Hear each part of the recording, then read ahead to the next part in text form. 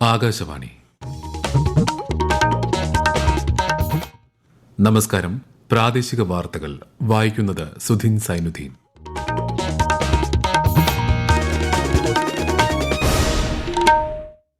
പ്രധാന വാർത്തകൾ. വയനാട് ഉരുൾപൊട്ടൽ പുനരധിവാസത്തിന് 530 കോടി രൂപയുടെ മൂലധന നിക്ഷേപ വായ്പ അനുവദിച്ച് കേന്ദ്ര സർക്കാർ.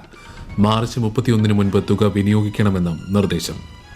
വായ്പ ചെലവഴിക്കുന്നതിന് ഏർപ്പെടുത്തിയിരിക്കുന്ന സമയപരിധി പ്രായോഗികമല്ലെന്ന് ധനമന്ത്രി KN ബാലഗോപാൽ. കൊയിലാണ്ടിയിൽ ക്ഷേത്രോത്സവത്തിനിടെ ആനയിടഞ്ഞ സംഭവത്തിൽ നാട്ടാന പരിപാലന ചട്ടം ലംഘിക്കപ്പെട്ടതായി റിപ്പോർട്ട്. കേസെടുത്ത് കർശന നടപടി ഉറപ്പാക്കുമെന്ന് മന്ത്രി AK ശശീന്ദ്രൻ. ചാലക്കുടിയിൽ പട്ടാപ്പകൽ ബാങ്ക് കൊള്ള, 15 ലക്ഷം രൂപ നഷ്ടപ്പെട്ടതായി പ്രാഥമിക വിവരം. ആരോഗ്യവകുപ്പിന്റെ ജനകീയ ക്യാൻസർ പ്രതിരോധ ക്യാമ്പയിനിലൂടെ 1 ലക്ഷത്തിലധികം പേർ ഇതിനകം ക്യാൻസർ സ്ക്രീനിംഗ് നടത്തിയതായി മന്ത്രി വീണ ജോർജ്.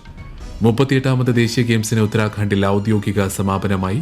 വനിതാ പ്രീമിയർ ലീഗ് 3ാം സീസണ് ഇന്ന് തുടക്കം. വാർത്തകൾ വിശദമായി. വയനാട് ഉരുൾപൊട്ടൽ പുനരധിവാസത്തിന് 529.50 കോടി രൂപയുടെ മൂലധന നിക്ഷേപ വായ്പ അനുവദിച്ച് കേന്ദ്ര സർക്കാർ. ടൌൺഷിപ്പ് അടക്കം 16 പദ്ധതികൾക്കാണ് കേരളം നൽകിയ കത്ത് പരിഗണിച്ച് വായ്പ അനുവദിച്ചത്. പലിശയില്ലാത്ത വായ്പ 50 വർഷം കൊണ്ട് തിരിച്ചടച്ചാൽ മതി. എന്നാൽ തുക വരുന്ന മാർച്ച് 31 മുൻപ് വിനിയോഗിക്കണമെന്നാണ് നിർദ്ദേശം.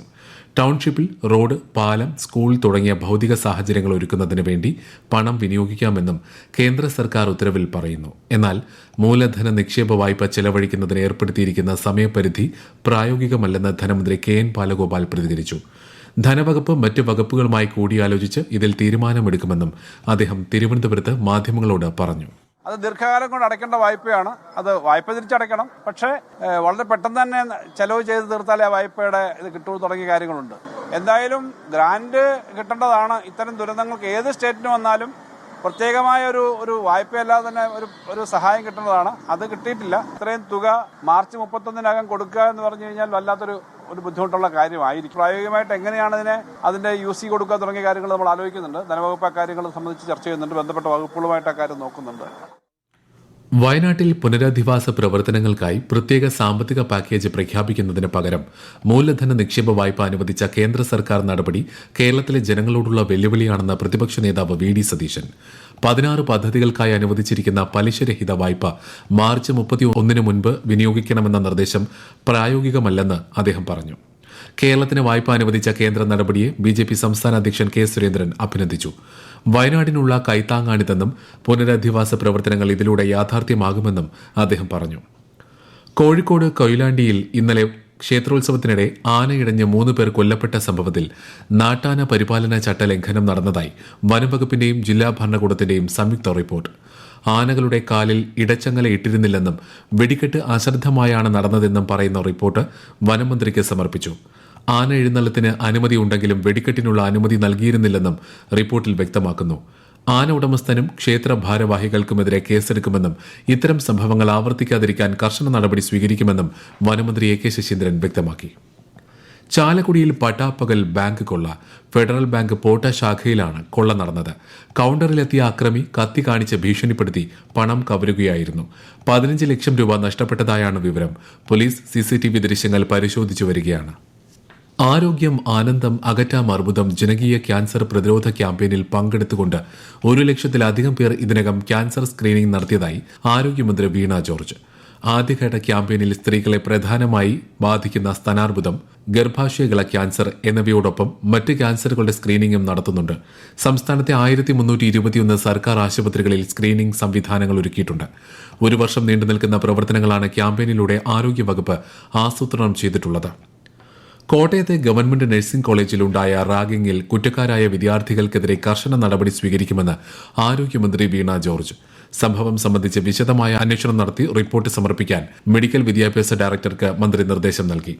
പിറന്നാൾ ആഘോഷത്തിനായി മദ്യം വാങ്ങാൻ പണം നൽകാത്തതിനാലാണ് പ്രതികൾ ക്രൂരമായി റാഗിംഗ് നടത്തിയതെന്ന് പോലീസ് വ്യക്തമാക്കി. കേസിൽ 5 പ്രതികൾ മാത്രമാണെന്നാണ് പോലീസ് നിഗമനം. കോളേജിലും ഹോസ്റ്റലിലും അന്വേഷണ സംഘം വിശദമായ പരിശോധന നടത്തും. അതേസമയം പ്രതികൾക്ക് SFIയുമായി ബന്ധമുണ്ടെന്ന ആരോപണം അടിസ്ഥാനരഹിതമാണെന്ന് സംഘടനയുടെ സംസ്ഥാന സെക്രട്ടറി PM ആർഷോ പറഞ്ഞു. തിരുവനന്തപുരം കാട്ടാക്കടയിൽ +1 വിദ്യാർത്ഥിയെ സ്കൂളിനുള്ളിൽ മരിച്ച നിലയിൽ കണ്ടെത്തിയ സംഭവത്തിൽ പൊതുവിദ്യാഭ്യാസ വകുപ്പ് അന്വേഷണം പ്രഖ്യാപിച്ചു. മന്ത്രി വി ശിവൻകുട്ടിയുടെ നിർദ്ദേശപ്രകാരം വൊക്കേഷണൽ ഹയർ സെക്കൻഡറി വിഭാഗം ഡെപ്യൂട്ടി ഡയറക്ടർ ഉബൈദിനാണ് അന്വേഷണ ചുമതല. +1 വിദ്യാർത്ഥിയായ എരുമക്കുഴി സ്വദേശി ബെൻസൺ എബ്രഹാമിനെ സ്കൂൾ കെട്ടിടത്തിൽ ഇന്ന് രാവിലെയാണ് ആത്മഹത്യ ചെയ്ത നിലയിൽ കണ്ടെത്തിയത്. ഈ വാർത്തകൾ ആകാശവാണിയിൽ നിന്ന്. ആകാശവാണി വാർത്തകളും വാർത്താ അധിഷ്ഠിത പരിപാടികളും all India radio news Thiruvananthapuram YouTube ചാനലിലും @all India radio news Thiruvananthapuram Facebook പേജിലും AIR ന്യൂസ് _ ഇൻസ്റ്റഗ്രാം അക്കൌണ്ടിലും @AIR ന്യൂസ് _ TVM X ഹാൻഡിലും ലഭ്യമാണ്. ഭിന്നശേഷിക്കാർക്ക് വീട് നിർമ്മിക്കുന്നതിനും വാങ്ങുന്നതിനും സംസ്ഥാന ഭിന്നശേഷി ക്ഷേമ കോർപ്പറേഷൻ മുഖേന നൽകിവരുന്ന മെറി ഹോം ഭവന വായ്പയുടെ പലിശ 7% കുറച്ചതായി മന്ത്രി ആർ ബിന്ദു. 50 ലക്ഷം രൂപ വരെയുള്ള വായ്പയ്ക്കാണ് പലിശ കുറച്ചത്. അർഹരായ മുഴുവൻ ഭിന്നശേഷിക്കാരിലും പദ്ധതിയെക്കുറിച്ചുള്ള വിവരമെത്തിക്കാൻ സമൂഹ ശ്രദ്ധ ഉണ്ടാകണമെന്നും മന്ത്രി അഭ്യർത്ഥിച്ചു.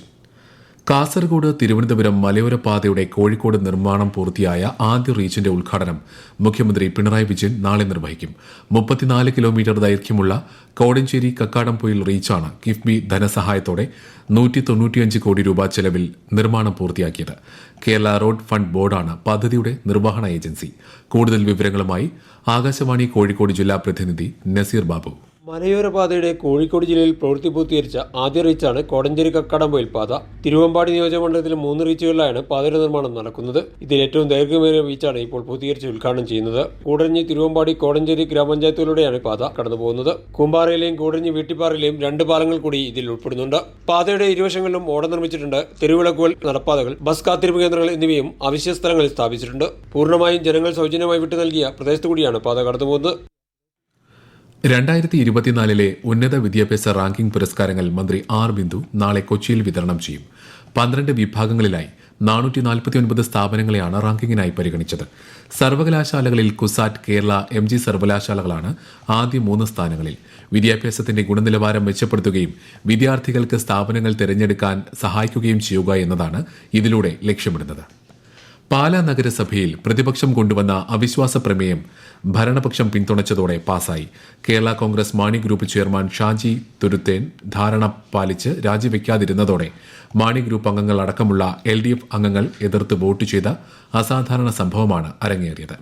അവിശ്വാസത്തിന് നോട്ടീസ് നൽകിയ പ്രതിപക്ഷം വോട്ടെടുപ്പിൽ നിന്ന് വിട്ടുനിന്നുവെങ്കിലും ഭരണപക്ഷ അംഗങ്ങളുടെ പിന്തുണയിൽ പ്രമേയം പാസായി. പേവിഷ മരണങ്ങളില്ലാത്ത ജില്ലയായി കോട്ടയത്തെ മാറ്റുന്നതിനുള്ള പേവിഷ വിമുക്ത കോട്ടയം പദ്ധതിക്ക് തുടക്കമായി. കേന്ദ്ര സഹമന്ത്രി ജോർജ് കുര്യൻ ജില്ലാതല ഉദ്ഘാടനം നിർവഹിച്ചു. മന്ത്രി ജെ ചിഞ്ചുറാണി ചടങ്ങിൽ പങ്കെടുത്തു.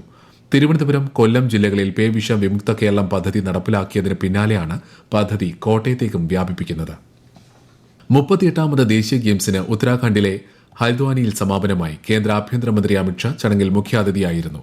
ഹരിത ഗെയിംസ് എന്ന ആശയം നടപ്പാക്കിയതിന് അദ്ദേഹം സംഘാടകരെ അഭിനന്ദിച്ചു. അടുത്ത ദേശീയ ഗെയിംസിന് വേദിയാകുന്ന മേഘാലയയ്ക്കായി മുഖ്യമന്ത്രി കോൺറാഡ് സാഗ്മ ചടങ്ങിൽ ഗെയിംസ് പതാക ഏറ്റുവാങ്ങി.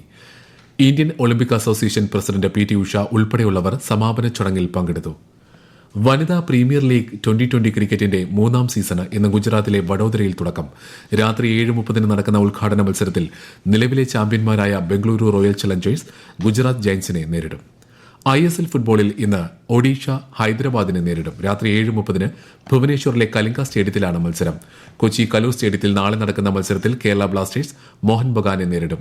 ISL മത്സരത്തോടനുബന്ധിച്ച് കൊച്ചി മെട്രോ നാളെ സർവീസ് സമയം ദീർഘിപ്പിച്ചു. രാത്രി 11 മണിവരെ കലൂർ സ്റ്റേഡിയത്തിൽ നിന്ന് ആലുവയിലേക്കും തൃപ്പൂണിത്തുറയിലേക്കും സർവീസ് ഉണ്ടായിരിക്കും. പ്രധാന വാർത്തകൾ വീണ്ടും.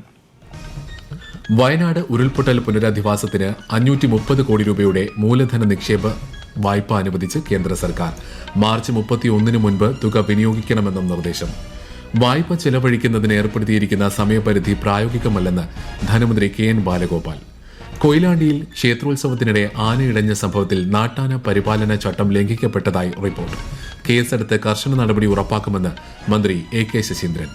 ചാലക്കുടിയിൽ പട്ടാപ്പകൽ ബാങ്ക് കൊള്ള.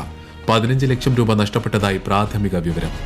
ആരോഗ്യവകുപ്പിന്റെ ജനകീയ ക്യാൻസർ പ്രതിരോധ ക്യാമ്പയിനിലൂടെ 1 ലക്ഷത്തിലധികം പേർ ഇതിനകം ക്യാൻസർ സ്ക്രീനിംഗ് നടത്തിയതായി മന്ത്രി വീണ ജോർജ്.